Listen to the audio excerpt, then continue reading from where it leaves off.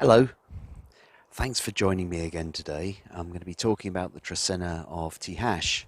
But before I do, I'd just like to thank the people that reached out to me after the Trecena of Can video.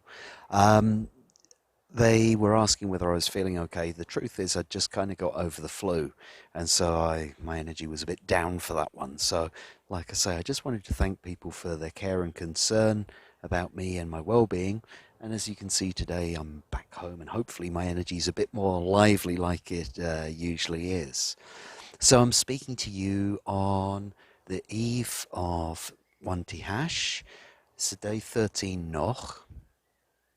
And we've now finished this Can Trecena, and we're moving into the Tihash Trecena. So what is this likely to bring for us? Well, Tihash I see as the beginning of the healing. In particular, 1 Tihash would be very much associated with the beginning of the healing. Tihash associated with the obsidian blade, that which cuts away the things which are old, unnecessary, outworn, outdone, no longer needed to sustain us. The things which might be holding us back as well. This can be something which manifests as an illness or a disease. And so 1 Tihash and the Tihash Trecena can be a great time to use your discernment to look at these things. Now, later on in this Trecena, I will release another video because we have something else happening this 13-day period, which is the beginning of the new Mayan solar year. And so we'll go through the 5 days known as Tz'i or Wayeb, the 5 closing days of the year, and we'll go into the new year, Ten Kiach. And this will be something which I'll cover in another video. So for today, let's just have a look at the overall properties of the Trecena of Tihash and see what comes through from each of the Nawales within it. So, as I say, Tihash, all about healing, all about cutting away things, using your discernment. I often think of Tihash as polishing your inner diamond, making yourself, making the world around you, making your community a better place by cutting away that which is old and unnecessary. And so it's a great time for doing these life reviews, and particularly as we go through Wayeb, you'll see with the posts that I make and with hopefully with the video that I make later this week, that this is a great time for introspection. So when we combine that with the Trecena of Tihash, we can see this as a really, really powerful time to cut away, to have a look within you about what can be cut away from the last 365 days. What do you want to release yourself from? What do you want to heal from? And 1 Tihash, of course, is a great day to start that process because we have the 1 representing the newborn, rather like the seed, needing a little bit of encouragement maybe, because sometimes, we might not want to go to the dentist, we might not want to go to the doctors, we might not want to hear the diagnosis, Sometimes that fear is something which can be something which holds us back from actually beginning the healing process. How will it go? What if it's worse than I thought? And all that kind of thing, all those worries that come to us. But if we do nothing about it, then it's never going to heal. So 1 Tihash is a great day to ask for advice, to go and do what needs to be done to help yourself to heal. So 1 Tihash can be seen like that. It could also be seen as a day to go within, to look at what you might need to heal within yourself on a different level, on something which is not physical. From 1 Tihash, we will then go into 2 Kawok. So Kawok being the rainstorm. We've had some very unseasonal rain here in Guatemala in the last day or so, and it's clouded up today, so maybe we'll get some more. But despite it maybe disrupting our plans or something like that, we can also see that rainfall is going to mean that in 2 weeks' time, everything is going to be so green and pretty. And this is what the rain does. This is what Kawok does. It brings new life. And sometimes we might have to go through the birth process. Sometimes that might be tough. It might be difficult. We might have to face up to some things. We might have to go through the pain. But when we come out of the other side, then we see a new essence of life coming in, because Kawok as a midwife helps to usher in this new essence of life. The number 2, representing the duality, maybe weighing up and making decisions about what we want to bring in, and what we want to leave behind. 2 can often be a day to see things in a rather 1 or 0 kind of way. And so here we might see, what obstacles can I overcome? What can they bring in? And really see kind of like the process of healing in black and white. So again, getting down the fine details during this Trecena of Tijax, seeing the differences between what needs to be left behind and what can be brought through into the new world. From 2 Kawok, we're then going to go into 3 Ajpu. Again, a rather introverted day, looking for the divinity within ourselves. Ajpu, the quest for the divine, the quest for the hero within each and every one of us, the connection to our spiritual path. But where do we find it? Well, on 3 days, we might say that, like, these days might have an energy which, well, might be a little bit difficult to negotiate in the external, because they represent the inner world, they represent the home, they represent going within. So during this Tijax Trecena, as I said about using your discernment to see what needs to be set free and what can go forward and all this kind of thing, we see 3 Ajpu asking us to go inside and look for the signs of divinity within ourselves. What is it we're really looking for? On our spiritual path, where are we really going? How can we ignite exactly what's inside of us and turn it into that brilliant sun represented by Ajpu? This is something we need to find within ourselves first, and 3 Ajpu is a great day to do it. It may also recognize or represent the quest for the divinity within our own home. How can we align our home with our divine path? Again, looking around, seeing in the Tijax Trecena, using our discernment to see what needs to leave our home and what can stay in.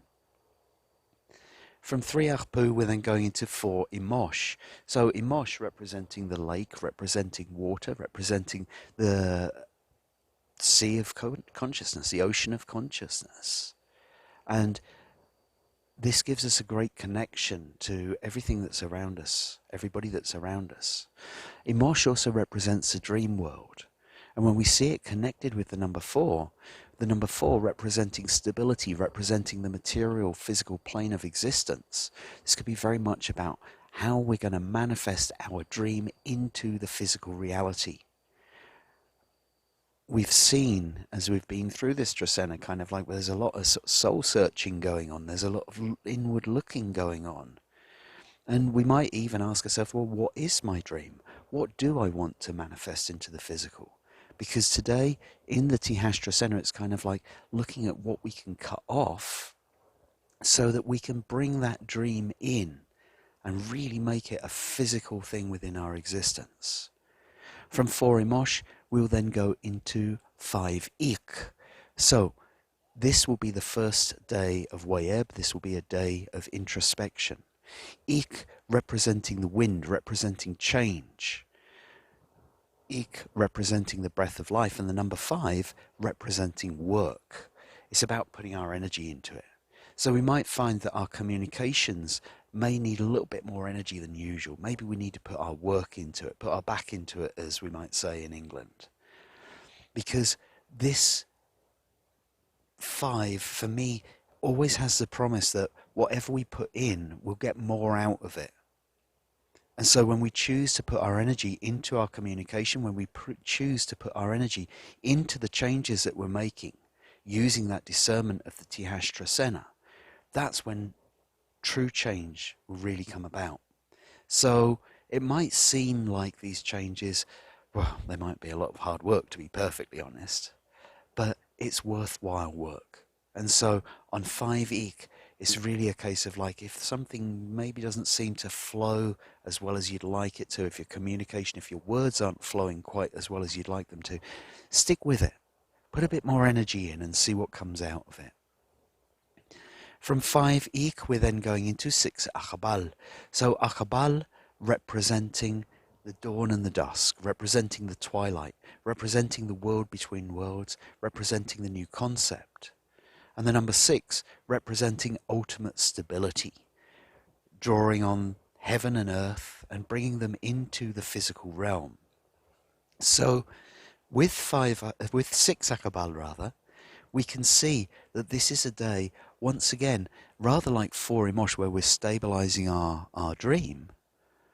Six Aq'ab'al is taking that dream, turning it into a concept, and then drawing on heaven and earth in order to manifest that new concept into reality.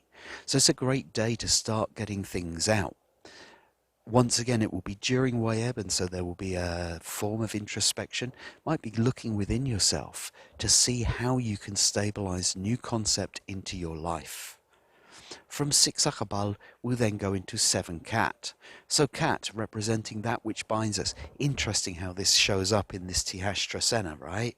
Because Cat can represent that which has held us.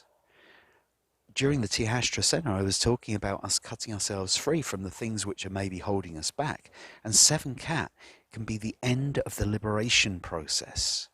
So again, the introspection that we might have had through Wayeb, or that we might have through Wayeb, can lead to this understanding of where to release ourselves from certain ideas, from certain self-limiting beliefs, those kind of things, which again is going to promote the healing within the Tijax Trecena.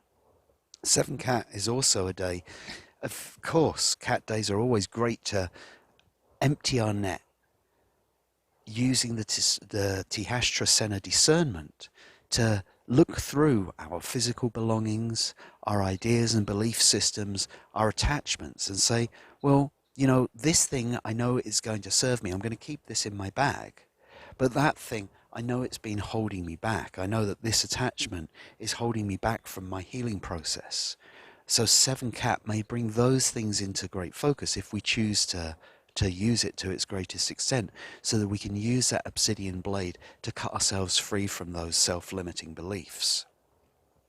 From seven Cat, we go into the ceremonial day of this Trecena, 8 Kame.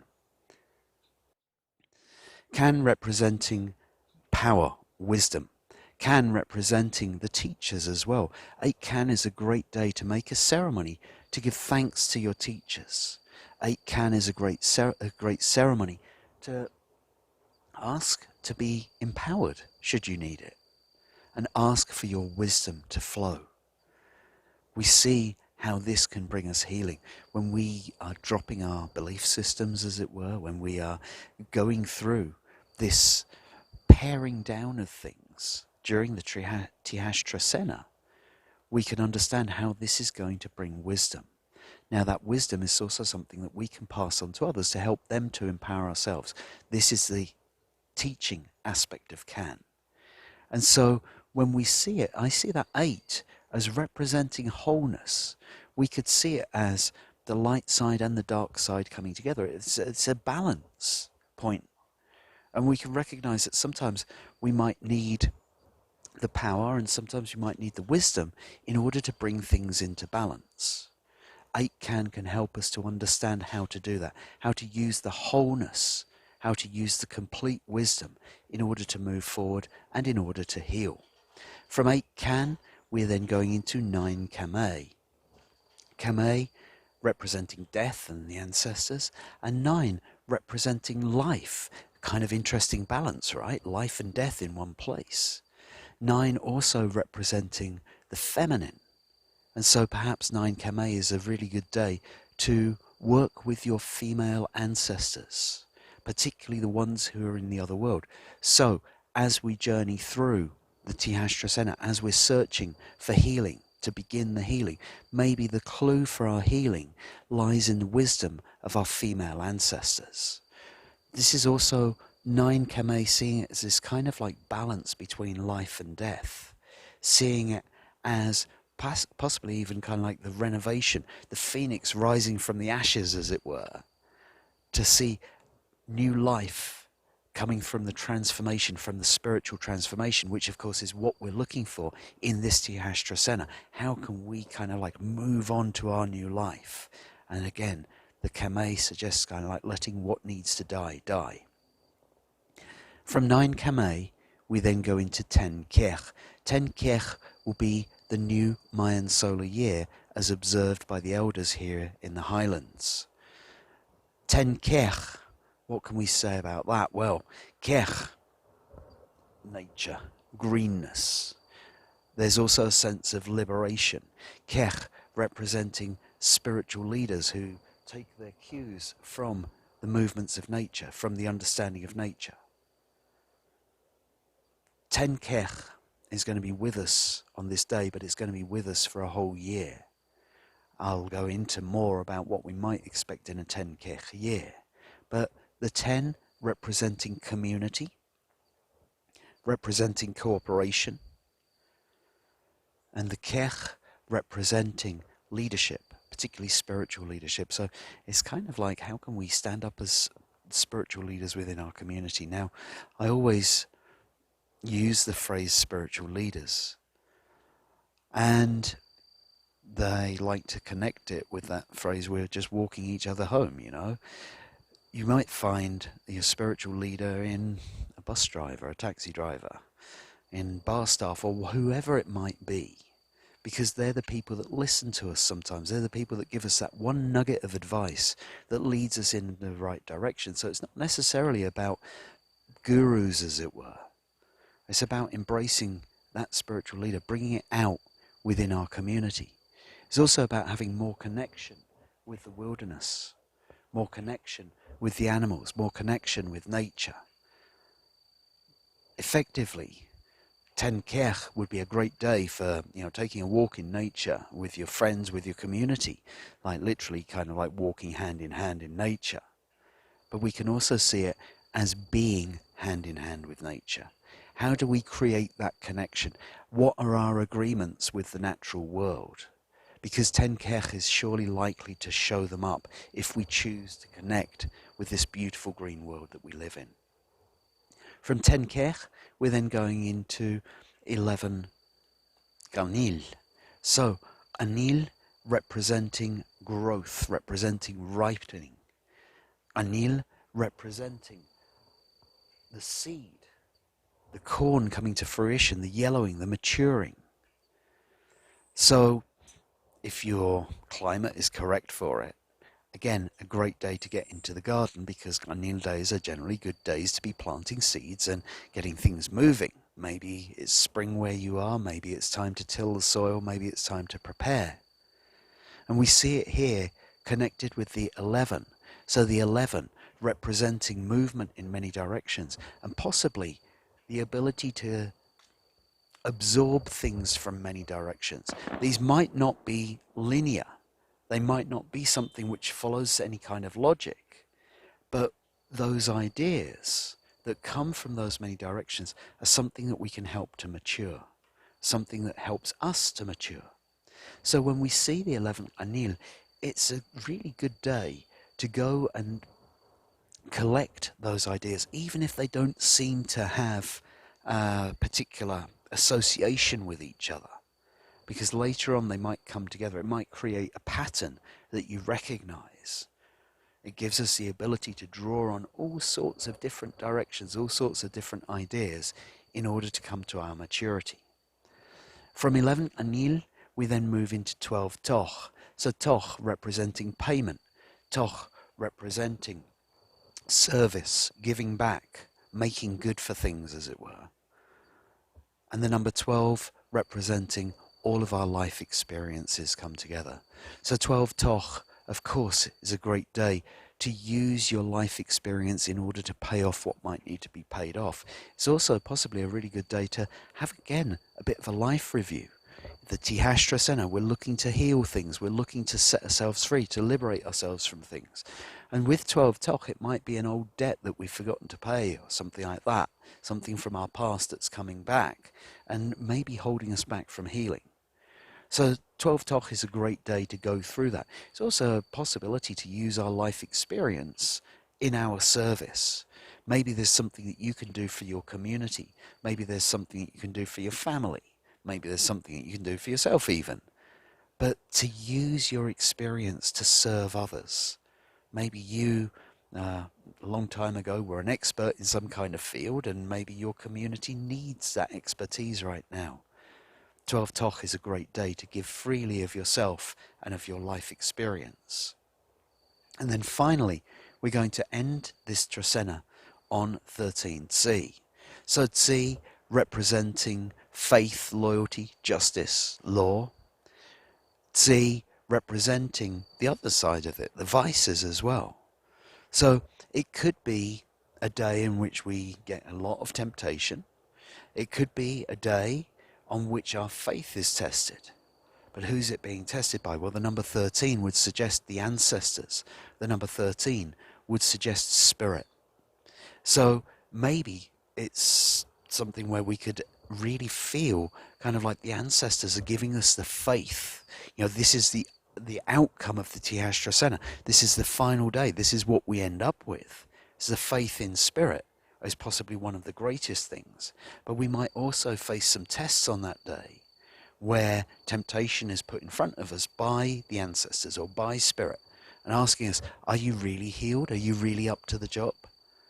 And so it's a really good day to be kind of like trying to keep an even keel, as it were, to make sure that whatever kind of gets thrown your way, you approach it with unconditional love. You approach it with faith in your path. You approach it and understand it, and hopefully manage to overcome whatever vices that may be still hanging around and stopping you from healing. So, thanks for listening to this. I hope that you enjoyed it. And I'll see you in 13 days' time for the Trecena of Bats. Thank you.